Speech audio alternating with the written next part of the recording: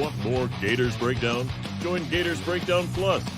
Starting at $3 a month, get access to unique episodes, plus a blog, chat room, giveaways, shout-outs, and more. Gators Breakdown Plus is furthering the interaction with fans and listeners like you.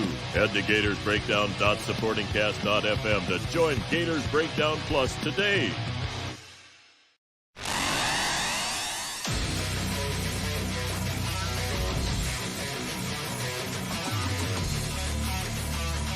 Gators Breakdown, because there's never a dull moment in Gator Nation.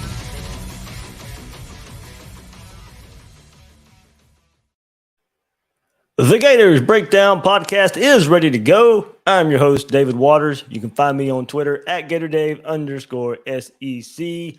Bringing you this episode, the last Billy Napier press conference before game week, before game prep. Game prep on this Thursday. It starts. The game prep starts versus Utah right here on this Thursday. It's been fall camp, just concentrating on the Gators. That's what they've been doing out there on the field up to this point, but now game prep. And, of course, they're working in some stuff. Of course, they want to work in versus Utah, but full earnest right now going into the, going into game week.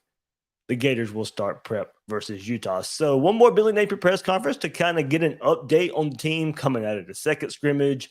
The Gators building some depth, and the kind of theme of this episode is going to be looking at some of the young players Florida will be relying on, either for starting roles or pushing for starting roles, pushing for depth, certainly for this Gator team where there's a lot of questions there. So we'll get into it, what Billy Napier had to say, some of my thoughts to go along with that. But before we get there, big shout out to you listeners out there, you viewers out there. 5 million lifetime plays of Gators Breakdown. I cannot thank you enough, whether it be on YouTube, some of you joining me live right here. Kind of sometimes I just don't know when I'm able to go live, but and this schedule this week's been kind of crazy for me, but bringing it to you right here as soon as I can. So whether it be YouTube, whether it be the podcast, whether Apple, Google, Spotify, however you listen to Gators Breakdown, 5 million plays out there. Everybody, thank you so much for all the support.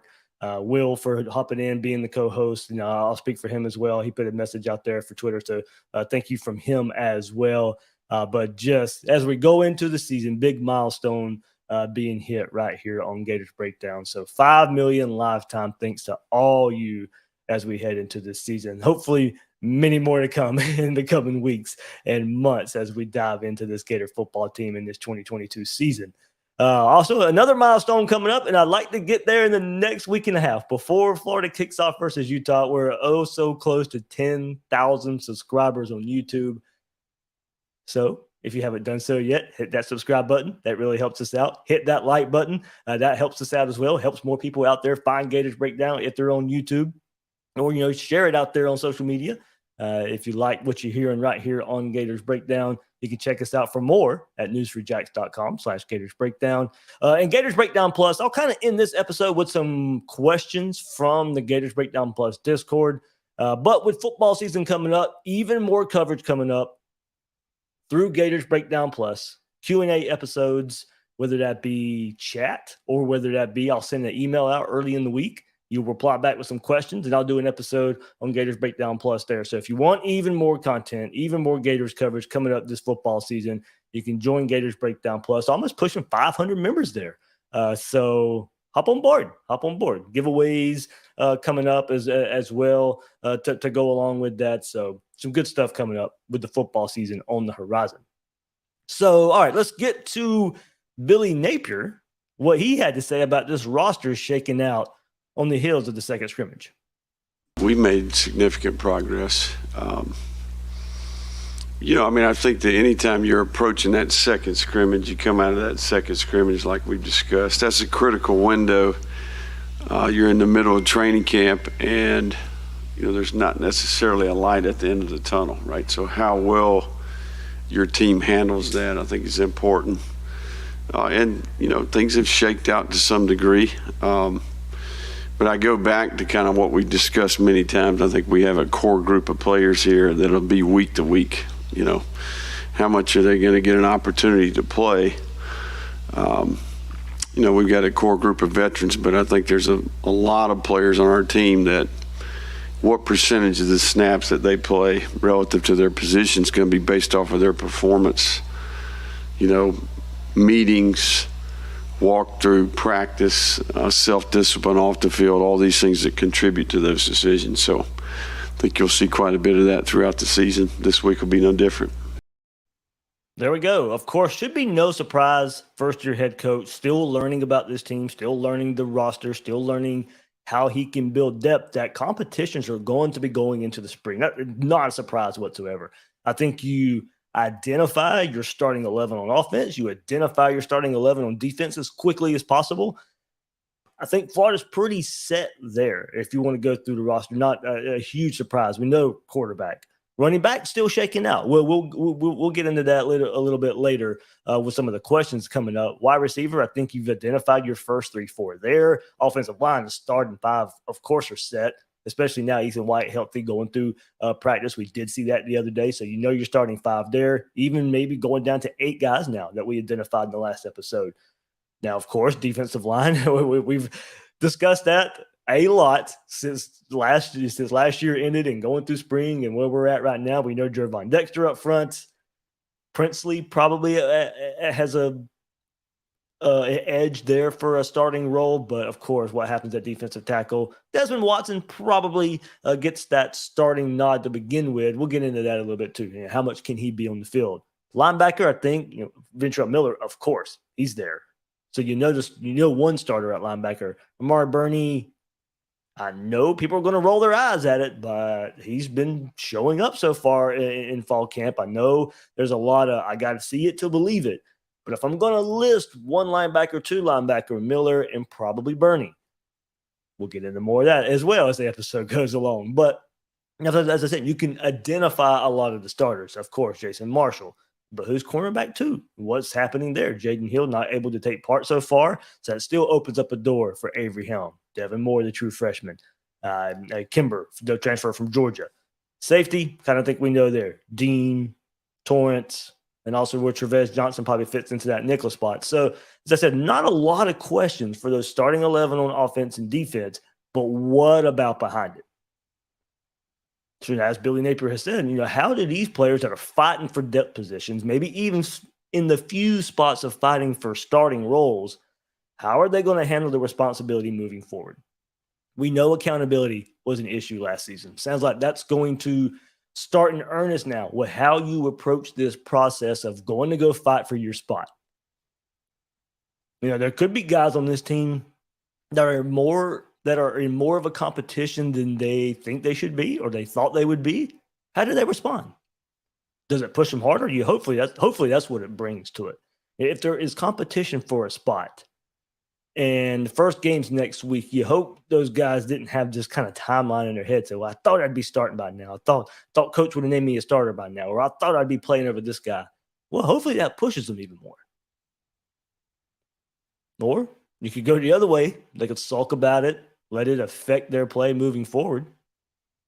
So it does sound like Billy Napier right now for some of the younger players, some guys who are inexperienced, how are they going to respond to certain situations before they are filling roles on this team? We've all heard how different the culture is and how much buy-in there is. And that should bleed over into accountability, but I think we're going to get a lot of answers right now. I hope what all this competition means and these probably questions behind these starters, I hope that builds depth for this season. I hope that's what that means. We know there's just a whole lot of inexperience at that level, but plenty of competition going well into the season. If they all buy into that competition aspect of it, this team's gonna build some depth. Now, it may not be there versus Utah game 1. It may not be there game 2 versus Kentucky. Billy Napier said this is going to be going on into the season, so depth may not be there initially. In some spots, it will be. As we said, we can now probably go 8-9 deep on offensive line.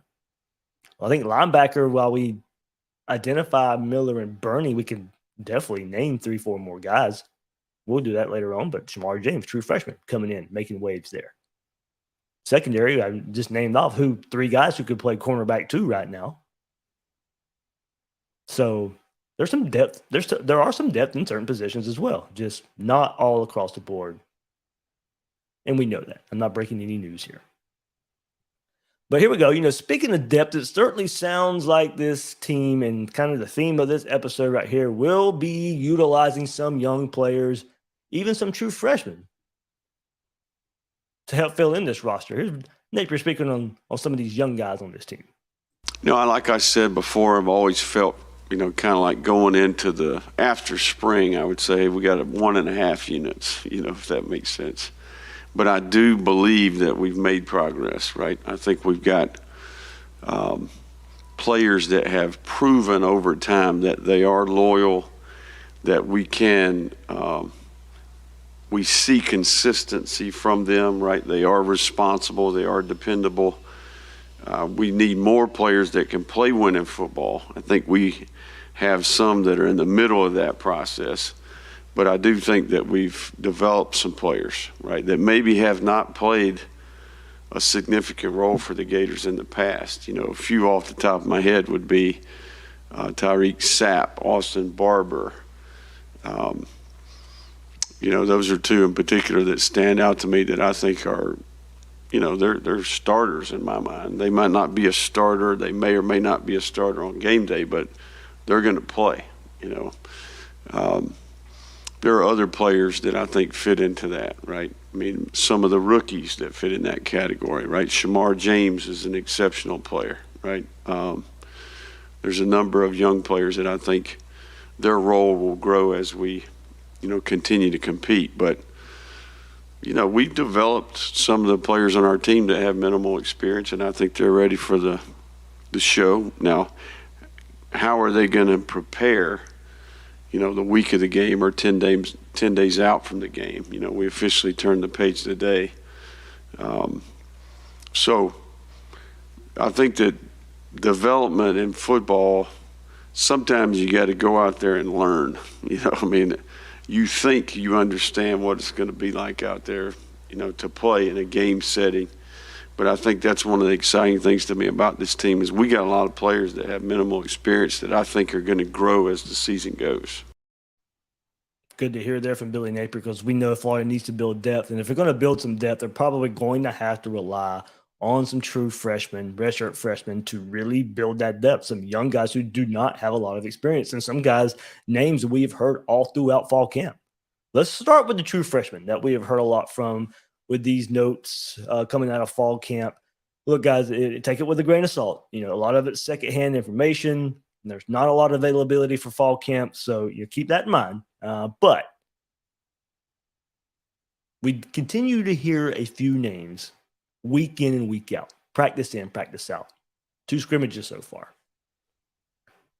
Most recently, Caleb Douglas, Napier in that press conference spoke about Caleb Douglas and what he's been able to do at receiver. Had a nice scrimmage number 2 at the wide receiver position. And we know if you can identify those top 3-4 receivers, if you go Justin Shorter, Xavier Henderson, who is really having a nice fall camp, can we see that translate to the season? Ricky Pearsall bouncing back from injury. Him and Jason Marshall back there on the field for the Gators this past practice. A big time. We were wondering about where those guys stood injury-wise, but kind of concentrating here at the wide receiver position. Ricky Pearsall out there catching balls. Great to see. And then Trent Whittemore.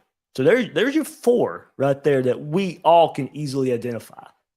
And then it's just going to be, who do you feel good about after that?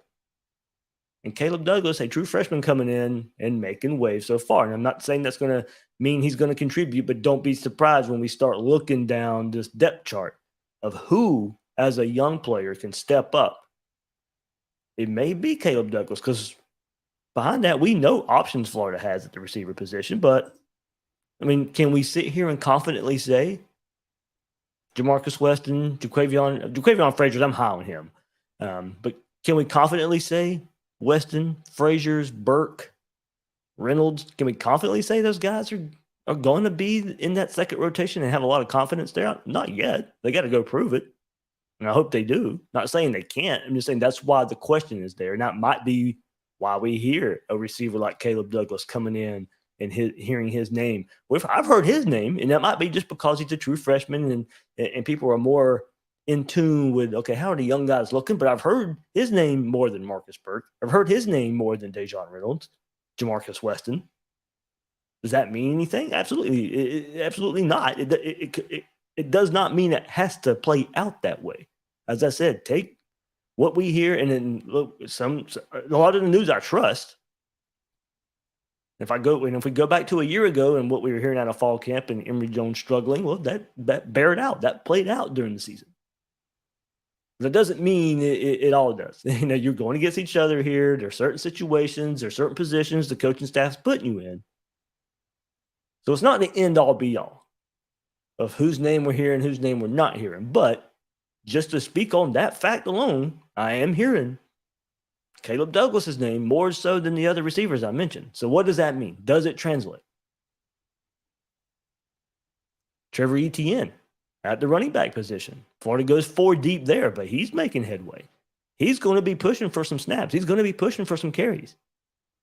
Does that mean more carries than Montreal Johnson, Naquan Wright, Lorenzo Lingard? I don't know. But he's carved out a niche. He's carved out some playing time as a true freshman so far in fall camp.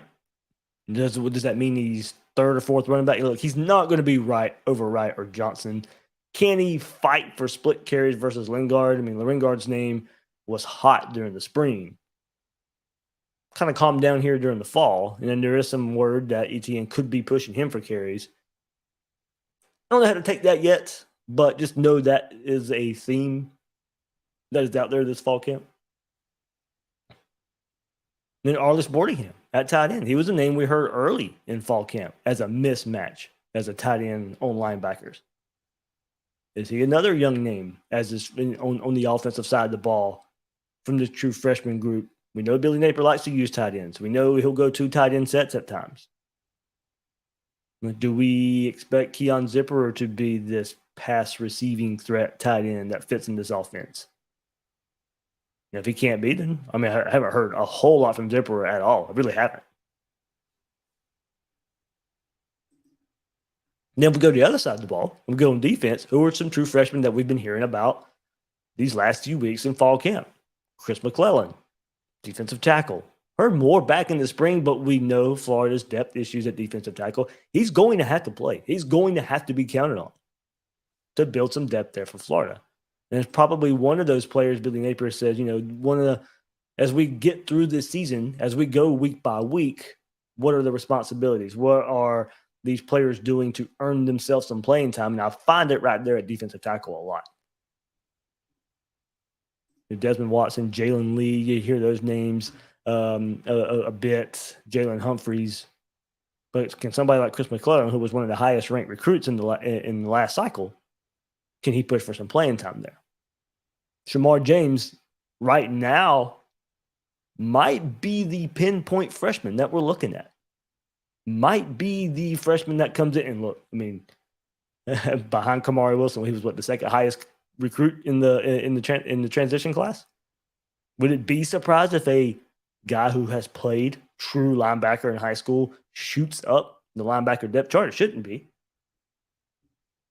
Ventrell Miller, just a ton of experience there, of course. He's your number one guy. Mari Burney has gained experience over the last few years at the linebacker spot, but was not recruited as a linebacker out of Florida. DeJuan Black, very athletic, can play other positions. Not a true linebacker. Derek Wingo played edge in high school, not a true linebacker. Scooby Williams, same mold, played a little more linebacker. Wingo didn't play linebacker at all in high school. Scooby did, with edge and outside linebacker roles. But Shamar James, recruited as a linebacker, one of the country's best linebackers, has the instincts to play that position. One of the most instinctual positions on the field. And you got to want to get dirty and physical.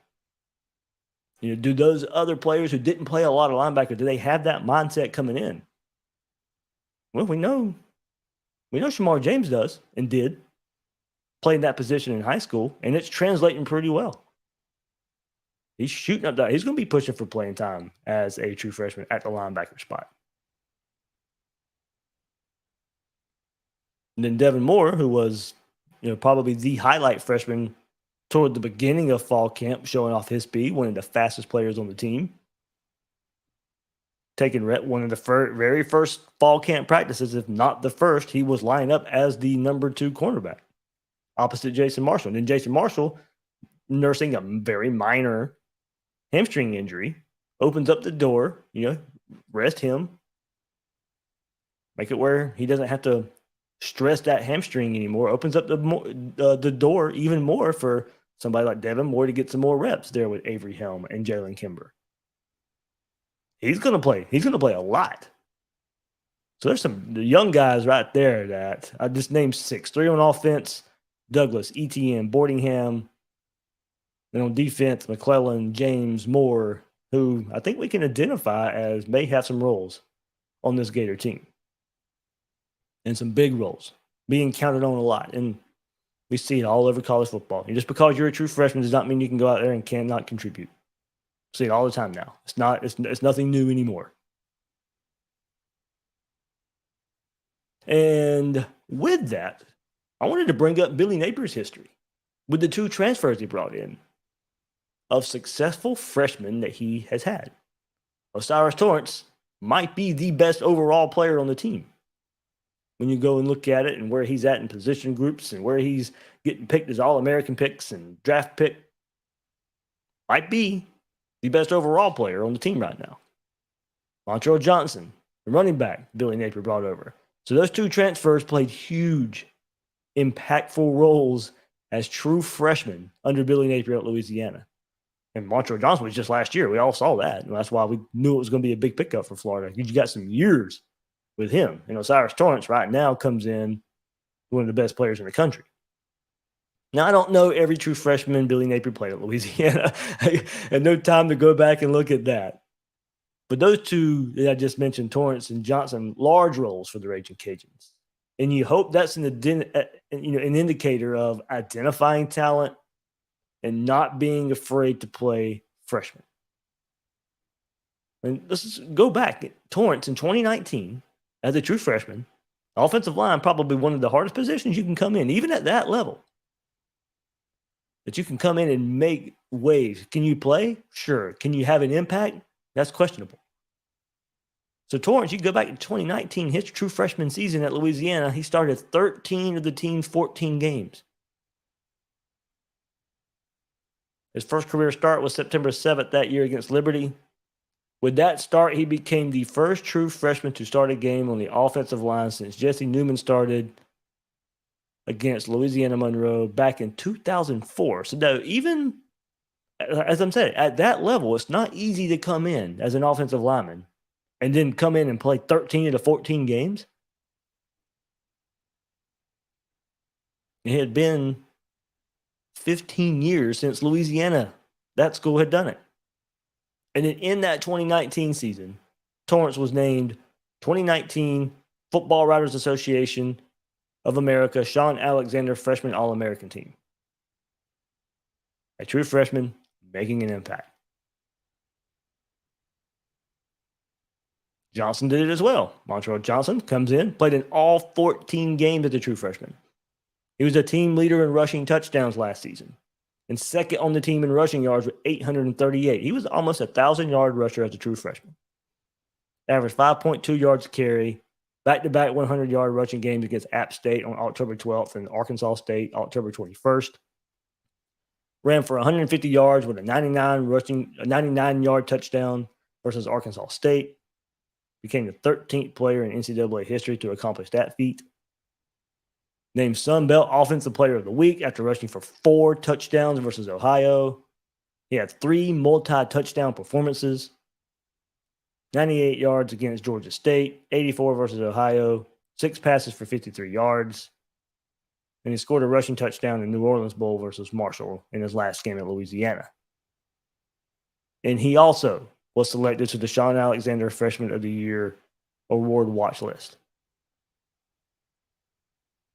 So there you go. I mean, Billy Napier, 2 freshmen right there that he ends up bringing to Florida. Osiris Torrance back in 2019, Montrell Johnson last year. So some success with some freshmen that are now Gators for Billy Napier. So if we extend it a little bit and not talk true freshmen, give you a preview there of some freshmen with Billy Napier at Louisiana. Two of the most impactful freshmen that he's had. They're here now at Florida, but certainly sounds like some redshirt freshmen will make some contributions. And it looks like more on the defensive side of the ball. And you guys know we've discussed this a lot in the last few episodes. But constant praise for guys like Tyreek Sapp, Justice Boone. Right there, building some depth along the defensive line. Sapp might even play some defensive tackle a little bit. But certainly splitting some time with Princely Human Milan, giving Jervon Dexter a breather. Jordan Young, like Sapp, he may be picking up where he left off with a great spring game performance, playing a role on the defensive side. So guys who are redshirt freshmen didn't play a whole lot last year. Of course, that's why they're redshirted. So it's not just true freshmen that could be making their first official starts or their first big impact this season. There's going to be those guys I just mentioned, especially Sapp and Boone. Jordan Young, we'll see. As I said, I brought up the numbers in the secondary earlier. But if he continues to pick up, as I said, where he left off in the spring and continue hearing his name in fall camp, why not? Why not put him out? He proved he's a very good tackler. We know how much tackling has been an issue. And that's one thing the biggest thing that caught my eye in the spring game from him. But Sapp, Boone for sure are going to play huge factors. And as Billy Napier said, they may not be quote-unquote starters, but they're going to play a lot of snaps, especially Sapp. And with Sapp, I'm going to go back. A lot of praise for Will Miles and Nick Knudsen, Read and Reaction Preview magazine, and they asked me to take part in their magazine. And this was back in late May. And look, I'm not the only one, so I'm not going to give myself a big pat on the back, and we'll see how this season plays out, of course. But they did ask me, who do I expect to break out in 2022? And I said, I'll read you a quote what I said. Quote, I'm going to ride the spring game hype of Tyreek Sapp. Made one of the biggest plays in the game, the forced fumble hill in DeMarcus Bowman. But he also showed flashes with multiple pressures that night. One pressure resulted in the Donovan McMillan interception in the end zone. The other with a pass breakup to DeJuan Black. We know Florida needs more consistent pass rushing ability, playmaking ability, tackles for loss ability. And that whole group, Sapp, Princely, Justice Boone, filled with potential. But if you go back to Sapp, he's a top 100 player in the class of 2021.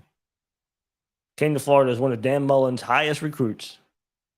And we've heard his name ever since the spring game, spring practice, even dating back to last year a bit. And that's why I keep saying we heard his name as a true freshman a bit. Now we know, Dan Mullen, that staff, they did play some true freshmen.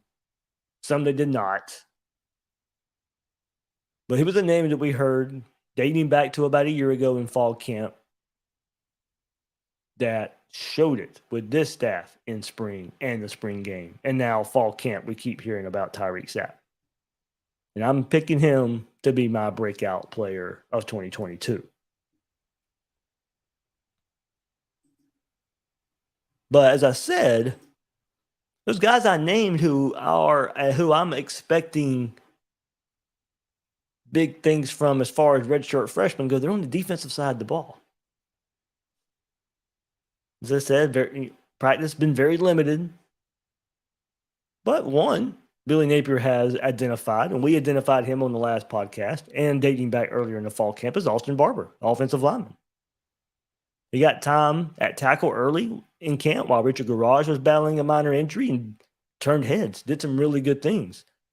And offensive line is one of those positions, of course, we feel so great about their starting five, all the experience Florida brings there, raising the talent level with Osiris Torrance. But one of those guys go down, what happens? What happens there? Austin Barber comes in. We got to see it right away in fall camp. Richard Garage goes to SEC Media Days, and then he's not at the first fall camp. It's like, oh, okay, what's going on here? Very minor injury, just giving him some rest. But that opens the door for somebody to go out there and prove themselves. And it sounds like, as I said, take all this stuff with a grain of salt. And I hope it all comes to fruition. All these positive things we're hearing about, I hope it all comes to fruition. One of those aspects is Austin Barber coming in and playing very well. To take over for Garage, they moved Michael Tarquin from right to left, and Barber came in and played right tackle. And from all reports and notes coming out of there, people I've talked to, Austin Barber really showed out. Did some nice things, building some depth for the Gators at the tackle position. Nick Elksnis is another name on the offensive side I've heard a bit. We just talked about tight end with Arliss Boardingham as a true freshman coming in. Well, Nick Elksnis is a redshirt freshman. Nice catch and run ability as a tight end. Got that bigger body frame too. I think you can ask to be a blocker at the same time. So a versatile piece at the tight end position. Not somebody who may be known as just a blocker or more of a blocker at the position or more of a pass catcher at the tight end. Florida's going to need one of those guys that are balanced. A guy that can do it both. A guy that can do both of those pass catching and blocking abilities.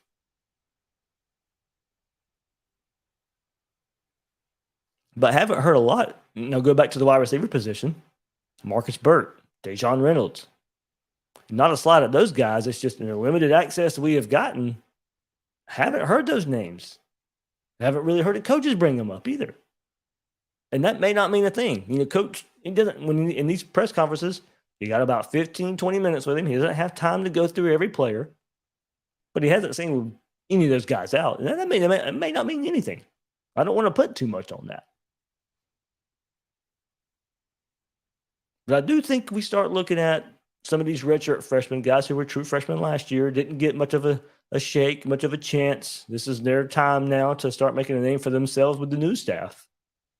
We have heard some names from the coaches, some names from people I talked to, all the practice reports out there, and the Gator Collective message board out there, guys. Be sure to join it. Bob Redmond, Gaines Vegas.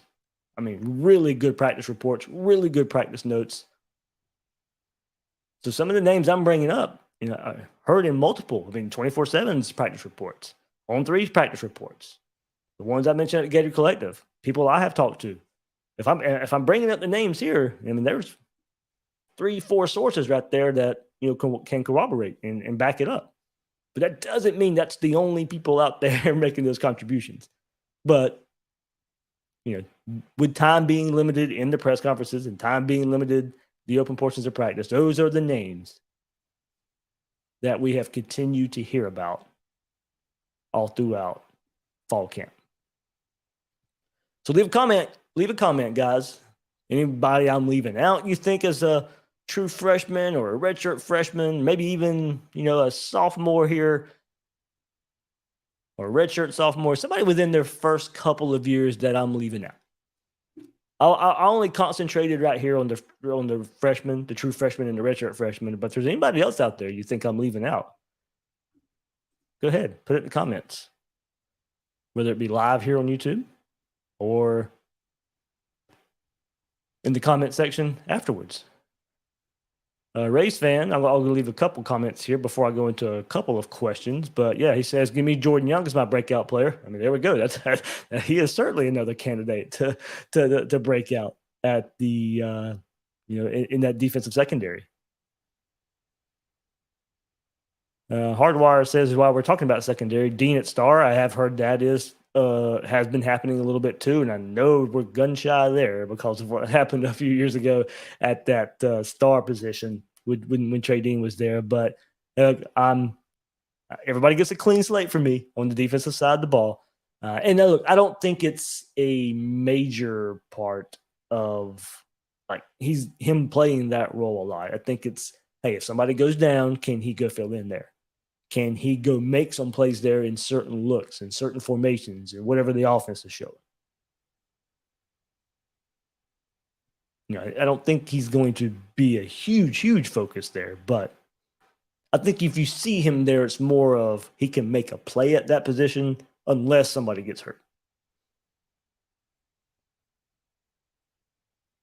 Let's see. We'll go through some more of these comments before I move on to some of these questions. Trying to keep it on topic here. One thing I'll bring up, we've talked about some of the players here, and I see Mahmoud Diabate's name brought up because of who Florida plays, of course, versus in game one, Utah. He transfers to Utah. Riddler 357 says Utah's coaches say Diabate was trained very well at linebacker. Yeah, no, he wasn't. Utah lost an All-American linebacker. Yep, Devin Lloyd. Diabate will replace him, but lacks the size of the previous All-American. Yep, he does lack that size. One of those, of course, guys you didn't necessarily see him playing linebacker like he was asked to at Florida when he was recruited here, especially his freshman season too, but he was just coming off the edge. With that, look, I am going to be fair here. If I am willing to give Trey Dean and Amari Burney a clean slate because they get a new defensive staff, I'm going to do the same for Mahmoud Diabate at Utah. I mean, it's only fair. Now, do I have my questions that he can go be a linebacker at Utah and have a lot of success? Yeah. I mean, because of what we did see here at Florida. I don't think he's a very physical player. I think and I know he had a lot of tackles, but a lot of that was plays coming at him, not him going and attacking. Now, if they say he's trained very well at linebacker, then okay, maybe he was. And as we said, the scheme just was not there. Maybe Christian Robinson and him in particular and their linebacker coaching and training, okay, but did not put, as Diabate said last year, I believe what it was after the LSU game, hey, just do what I'm told out there.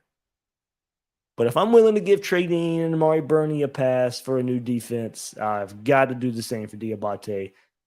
Maybe a change of scenery, a new staff, a new defense to play in makes him a better player, just like I think this can for Trey Dean and Amari Burney. And, those type of guys who have a lot of experience, played in that last defense a lot, but change of scenery, new defense could be better for them as well. Gator Gang 2022. What happened to Jalen Kimber? Have heard zero about him. Yeah, it took a while for me to hear anything about him as well. Probably within the last week, he was getting some more playing time, doing some nice things as well.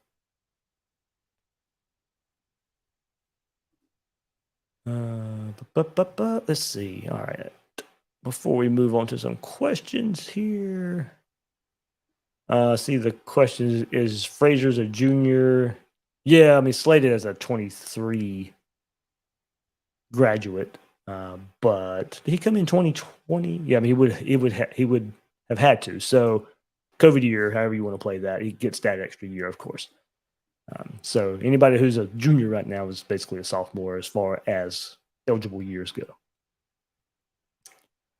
All right, so let's go to some questions. Some of these are coming out of, or most of these coming out of fall camp. What can we expect? But here's these type of Q&A sessions I do. And I've done them a few times here on YouTube, but with Gators Breakdown Plus and creating more content for all the users there, more episodes like this are there. So I think I post them on Thursdays on Gators Breakdown Plus. Of course, I don't change what I've always done on Gators Breakdown. You will always, during the season, Florida will play a game on Saturday. I will have a game review on Sunday.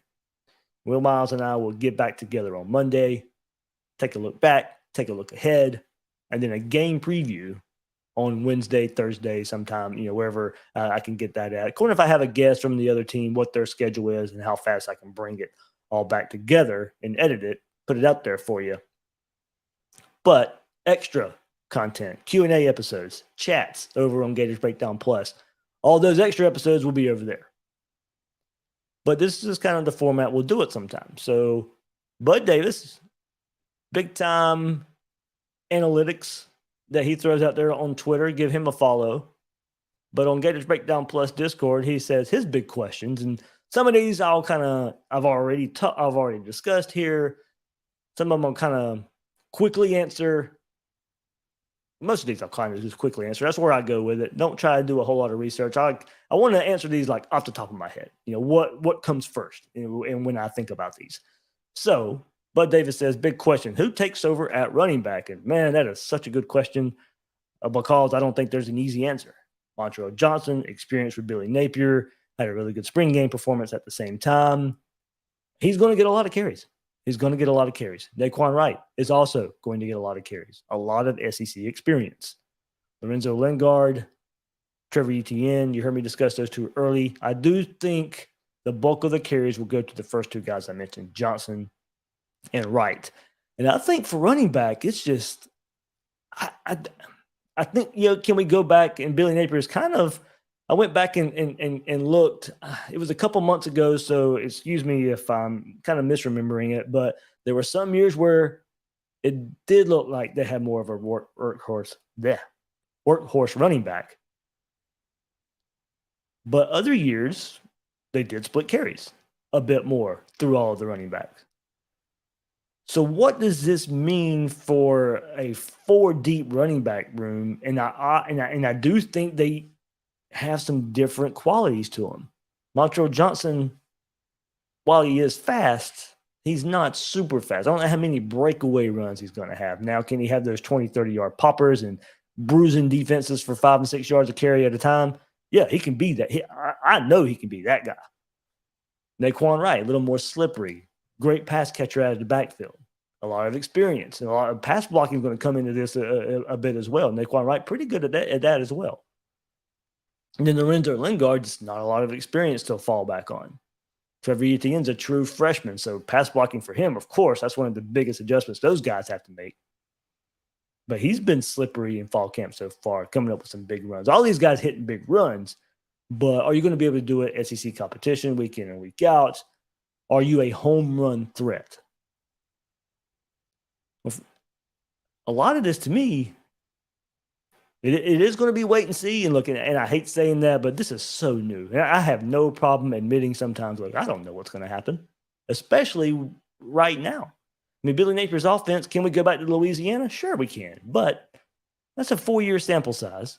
Talent's different. Now, he does walk into Florida with what he can do similar at Louisiana, which is an experienced offensive line, a deep running back room, a quarterback that can take off and run. Okay, you can see where it may look a little similar to what we saw at Louisiana. But at the same time, he's also got a quarterback that can launch the ball 70 yards down the field. So if there's a receiver that can consistently beat coverages and get deep, that opens up the offense a bit more. But how this roster is constructed so far under Dan Mullen's vision or lack of vision, but either way, looking at the roster, how it's built, an experienced offensive line, a heavy running back room, a quarterback that can run, okay, yeah, you can see where this is going to be I think at least 55% run team, 55, 57% in that range. But what does that mean for the running back room?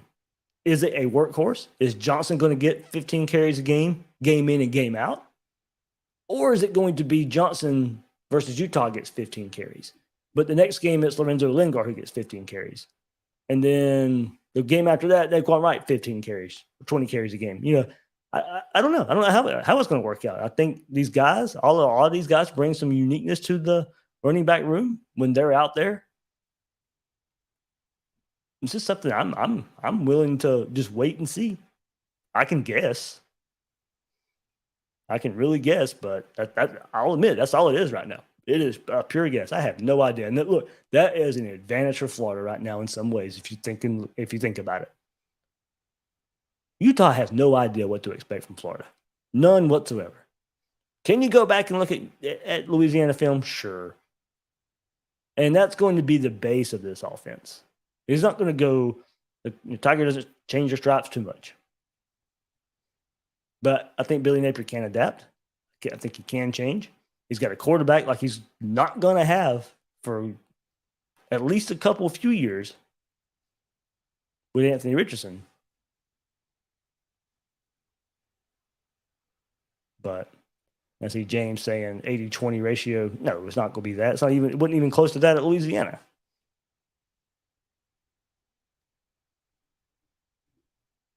Where I think he had to rely on the run game more because the quarterback that couldn't hit the deep ball consistently. Florida's got to prove they have receivers that can get open like that. But no, it'd be 55, 57%. 60 at the most, and I think that's pushing it. Who gets cornerback 2? Well, Bud listed like 5-6 questions here. Who gets cornerback 2? I'm going to go starting the season. I'm going to go Avery Helm. So Jason Marshall, Avery Helm. Avery Helm's bulked up, put some weight on. Played better at the end of last season than he did toward the beginning of the season. So Avery Helm gets it. Devin Moore plays a lot. Who is our best non-Dex defensive tackle? He puts with a question mark Jalen Lee. I'm going to say Watson's the best. How much can he be out there? He was either in the last practice or last scrimmage, it was Jervon Dexter, Desmond Watson, Princely Human-Melan for the first team defensive line. So I do think they'd rather have Watson out there. Of course, the question is how much can he be out there? Where's his conditioning at that well over 400-pound weight? Can he stay on the field? So I think he's going to start some games while he's fresh, and then maybe a situational player, short yardage situation, of course, throughout the game. And then hopefully you can end the game with him as well if he's not too fatigued, if he can have some rest throughout the game. But the issue is, okay, say you bring him in for 3rd and shorts, the offense converts, and then they start running no huddle just to keep him out there. We saw that happen with Jordan Davis at times last year with Georgia. As good as a player he was, sometimes you just get too tired. So there's a 3rd and short situation. Desmond Watson comes in. Florida doesn't get the stop. And then the hurry up comes, and Desmond Watson's still out there. And knowing the issues of what we have heard so far of his conditioning, that puts Florida at a disadvantage. So I do think he is the best option. I just think that best option may be limited. Am I talking in circles there a bit? I guess it could be. Is he really the best option if he can't be out there? Because as the old adage goes, the best ability is availability. So he's going to have to prove he's in better conditioning to stay on the field. As far as I think he is the better playmaker out of everybody else. He's still pretty fast for that size. He's just got to be able to stay on the field. So that is where Jalen Lee comes in. Jalen Humphreys, Lee or Humphreys, we just have not heard a whole lot out of. And that's where some of the big worry in this team comes in, of course.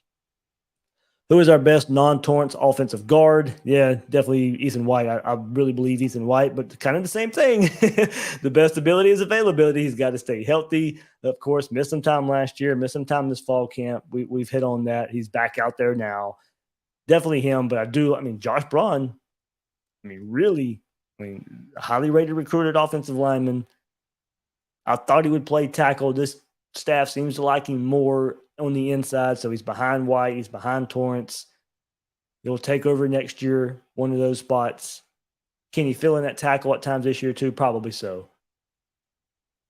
But, it is Ethan White as the best non-Torrance offensive guard. But I really like Josh Braun as well. Can Miller Burney be better in coverage than past seasons? Well, I certainly hope so. Burney, I think he'll be asked to be more in that situation a bit more. Miller, I think you try and get him off the field if you can in passing situations. Certainly Florida needs his demeanor, his approach, his toughness, his leadership on the field in those run situations where Florida struggled so much last year. But if you can get a Wingo or Black out there and passing situations a bit more, you take that. Bernie as well, if he can live up to that athletic profile finally that he had coming out of high school. But yeah, that is where Miller has struggled. Hopefully not that, throw Scooby in there, Shamar James too as some young players. But pass coverage, certainly a question at that linebacker position.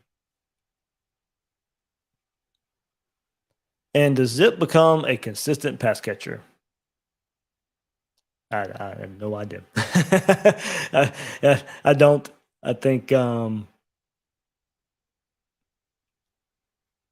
certainly has shown potential, catch and run potential as a tight end. So I hope he can be, because I think he is a weapon after the catch. A lot of yak there with Zipper.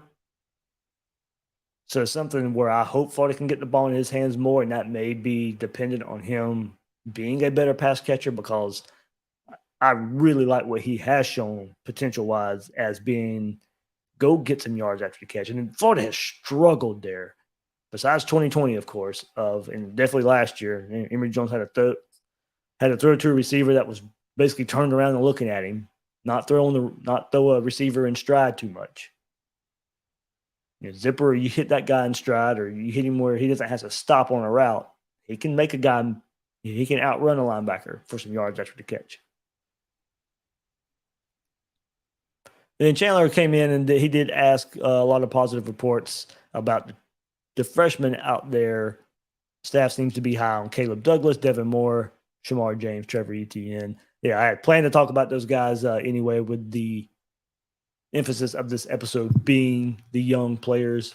So Chandler, thank you for sending that question in anyway. But yeah, certainly was going to be part of the episode here. Man, this went a little bit longer than I thought it would. Good job, guys. Good stuff. Couple more comments I'll get into here, I guess, before I sign off here. Thank you for sending those YouTube comments in. John Nevin says, what is your estimated crowd versus Utah? Could it be a record? I'm estimated, I don't know. Should definitely be north of that 90K. Probably not a record, though. I don't think so. Because I know there are some tickets available still through season tickets. Single tickets are sold out. But you can still get in the door if you're willing to spend a little bit more and buy a season ticket package. Trey Moo, what's up, man? Hopefully seeing you next weekend. Running back 1, 12 carries. Running back 2, 10. Running back 3, 8 carries for AR, 8 to 10 carries. Just feeling it will be so close on the carry counter unless the back gets hot during a game. Yeah, that might be it. I don't know how Napier's going to play this. I really don't. If you go back and look at Louisiana, it was mixed bag. There were times where one running back got a big share of the carries, and there were other years where it was more split. So I don't even think history is an indication there either, unless you just have this dominant running back.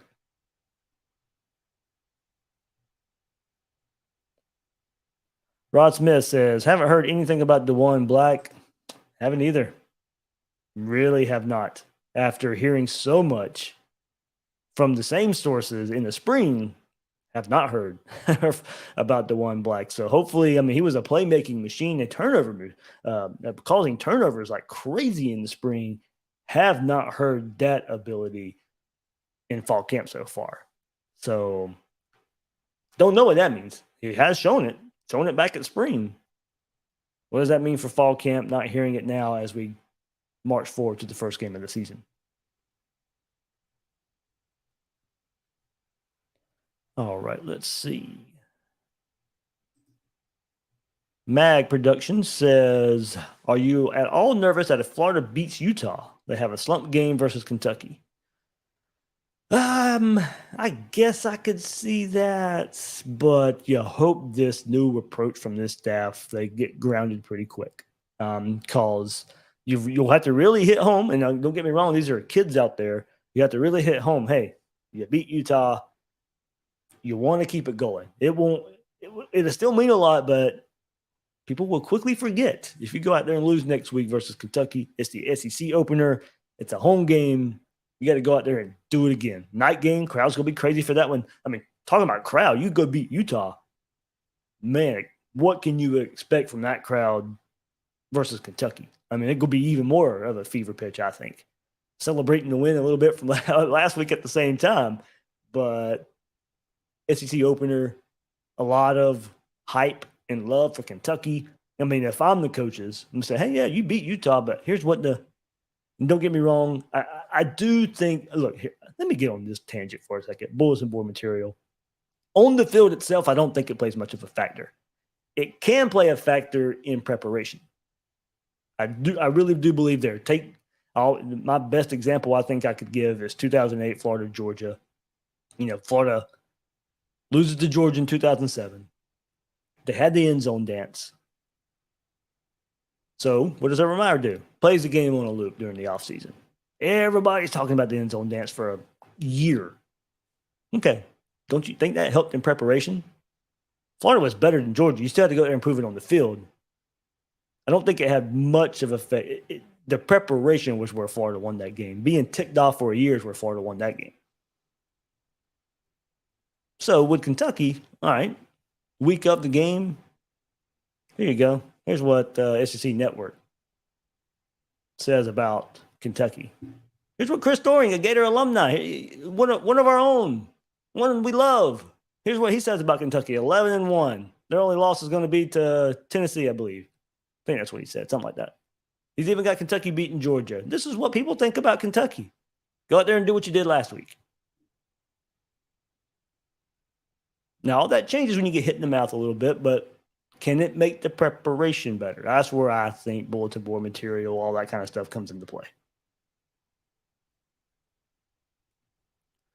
Joe Sharman asked, anything Camp Chief Borders? Not much. I haven't heard his name a whole lot. Christopher Suggs brings up a good point. I do want to see this too. Love to see some pistol formations. I'm going to love seeing that with AR and these running backs. Absolutely. Absolutely. All right, last one here, John Nevin, because there's going to be plenty of Florida-Utah talk next week, of course, but will UF speed outclass Utah?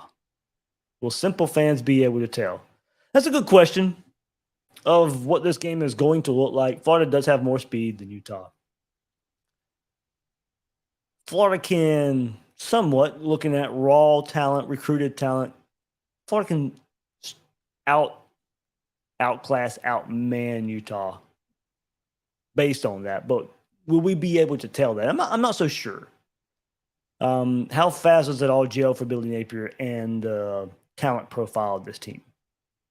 Because, I mean, this still going to be their first time on the field together under the lights in a real game scenario. They're going to be growing pains at some point in this game. It doesn't mean you have to lose a game. It doesn't mean that growing pain has to kill you. But there probably will be some at some point, having to use a timeout somewhere or a big play happening due to some confusion. I mean, I do expect those type of things. It doesn't mean you have to lose the game. And is Florida's speed enough to all that stuff where basically speed to me kind of goes along with talent. Just is the talent just too much a bit? I think where Florida does have the talent advantage is in speed. I do think Florida's a faster team. And that's one big emphasis in the offseason with strength and conditioning for this team was concentrating on the speed.